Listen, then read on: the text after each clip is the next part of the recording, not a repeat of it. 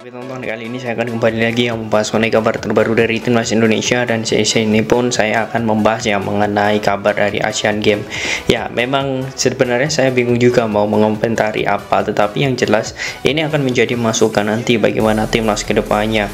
Karena saya melihat bahwa apa yang kita rasakan itu sebenarnya sama, tetapi saya akan membongkar sebenarnya apa penyebab dari Timnas Indonesia ini sehingga permainannya tidak sama sekali berkembang.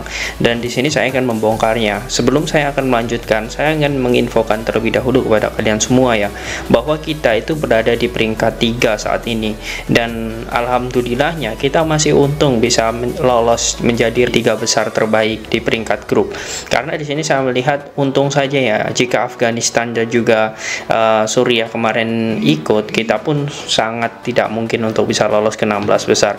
Untung saja mereka tidak jadi ikut Asian Games. Nah, itu yang menyebabkan kita lolos, dan kita akan melihat nantinya siapa yang akan bertemu kita, apakah Hong Kong ataukah negara lain. Namun yang jelas ini akan menjadi hal yang patut kita tunggu, siapa lawan 16 besar nanti. Oke, saya akan melihat teman-teman di sini. Sebenarnya saya akan membongkar total mengenai apa yang menjadi kekurangan timnas. Jangan lupa bagi teman-teman semua untuk membantu channel ini, silahkan tekan tombol like-nya, komen, dan juga subscribe, serta tekan tombol loncengnya agar kalian selalu mendapatkan notifikasi dari video-video saya selanjutnya. Saja saya masuk ke taktikal ya, bagaimana pola permainan timnas. Oke, di sini saya sudah menggabung ya antara babak pertama dan juga babak kedua, dan di sini pun saya melihat memang di sinilah saya melihat ada beberapa kekurangan di timnas, yakni di tengah dan juga di striker.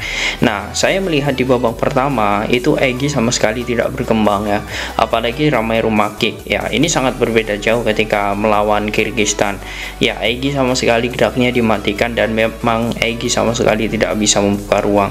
Kemudian sosok Ramai Rumakik pun juga seperti itu. Nah, kemudian saya melihat di babak kedua ini Egy digantikan oleh Hugo Samir, dan saya melihat walaupun digantikan Hugo Samir, Hugo juga tidak bisa, karena memang sejajar ya, 4 back sejajar yang dimainkan oleh Korea Utara itu berhasil. Sedangkan timnas Indonesia itu mengandalkan 2 wing ya, yakni Doni dan juga Robi Darwish. Nah, ini adalah andalan timnas, sehingga Taufani selalu memberikan umpan ke Doni ataupun Taufani ke Arianto, kemudian ke Robi. Nah, pola permainan Indonesia itu stagnan di sini, sedangkan Abimanyu hanya mutar-mutar saja teman-teman, hanya mutar-mutar, sama sekali tidak bisa membuka ruang, kan memang ditutup 1-2, dan ini pun bisa di sini. Nah, ketika Robi lari, nah pemain nomor 8 ya dari Korut ini juga bisa menutup. Artinya semua ini sudah ada semua, dan kalian bisa melihat ini saja 1 ya, ini udah 1-on-1, kemudian ini 2, kemudian Abimanyu ini jika pun dioper itu akan susah karena 3 yang menghadang Abimanyu, dan Korut pun bisa langsung turun antara salah satu pemain.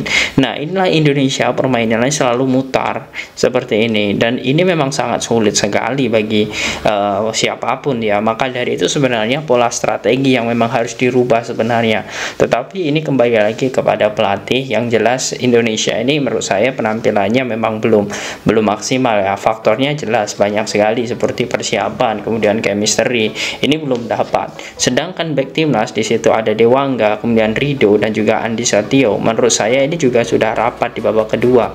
Namun lagi-lagi bagaimana bola Indonesia walaupun menguasai ball possession itu sama sekali tidak bisa bergerak untuk melihat bagaimana peluang-peluang untuk bisa didapatkan. Nah, ada beberapa solusi sebenarnya jika kejadian seperti ini. Jangan memaksakan 2 striker ya, solusinya ya ini seperti ini. Abimanyu ini turun, kemudian Robi ini ikut ke tengah ya, kemudian Doni ini maju ke sini. Jadi numpuk di tengah seperti ini akan memudahkan untuk membuka ruang daripada harus main jauh seperti itu. Karena ya kita melihat bahwa jika memang kita kalah di tengah, berarti solusinya adalah memperbaiki di lini tengah dong. Nah, itu jadi itu yang menjadi permasalahan, dan saya melihat memang seharusnya pemain-pemain Indonesia di bawah asuhan coach Indra Safri itu bisa menerapkan pola tersebut ataupun merubah strategi ya. mengandalkan satu striker ya menurut saya tidak masalah. Hugo di gelandang serang, kemudian Romelu Makic di striker murni, karena saya melihat yang penting jalan dulu di pemain tengah. Kalau tidak jalan di tengah itu yang sangat susah, karena saya melihat permainan Indonesia itu selalu kejauhan, para pemain-pemainnya itu sangat jauh. Nah, itu yang menyebabkan sebenarnya Indonesia ini kurang bisa berkembang. Nah, oke, tidak masalah apapun hasilnya, yang jelas kita sangat respect dengan perjuangan pemain-pemain timnas. Walaupun kita finish di peringkat 3 ya, alhamdulillah kita masih bisa menjadi peringkat 3 terbaik, walaupun ada beberapa peluang ya. Sebenarnya jika pun kita itu peringkat 2 ya, itu menurut saya lebih berat karena kita akan bertemu dengan Korea Selatan. Untung saja di sini Kyrgyzstan menangnya 4-1. Jadi kita masih melihat ya siapa lawan kita. Tapi kemungkinan besar itu Hong Kong. Nah, tetapi ya kita harus lihat terlebih dahulu ya bagaimana perkembangan nantinya. Yang jelas kalau ya ini menurut saya jika permainan timnas tetap seperti ini, ya saya yakin untuk di fase 16 besar nanti Indonesia akan gugur jika memang permainan seperti ini. Maka dari itu ini masih punya persiapan ya, kita masih punya peluang, kemudian kita masih punya persiapan untuk mematangkan formasi dan juga strategi agar nantinya di 16 besar kita bisa setidaknya main cantik. Walaupun kalah itu main cantik pun kita yang melihat pun juga senang. Nah, tetapi ya lagi-lagi ini bagaimana taktik akan digunakan. Tetapi teman-teman, saya melihat Indonesia di dalam sejarah Asian Games itu kita belum pernah untuk lolos ke 8 besar. Artinya sebenarnya kalau kita bisa melihat dari komposisi pemain ya, di situ ada Arido, kemudian ada Irianto, kemudian ada Andi Satrio, kemudian Hernando Ari, banyak sekali di sana pemain-pemain yang sudah memiliki jam terbang di tim senior Dewangga. Nah, artinya di sini saya melihat sebenarnya Indonesia juga harus bisa bersaing, apalagi kemungkinan besar lawan kita adalah Hong Kong.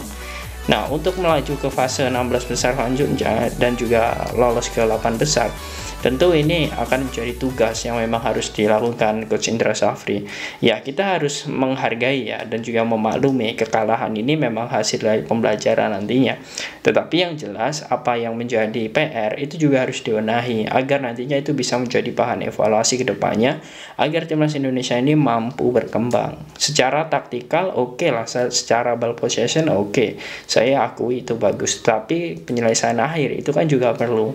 Nah, bagaimana menurut kalian teman-teman dengan pola permainan timnas saat melawan Korea Utara? Apakah kalian yakin untuk di 16 besar nanti Indonesia mampu lolos ke fase berikutnya, yakni 8 besar? Silahkan kalian tulis di kolom komentar.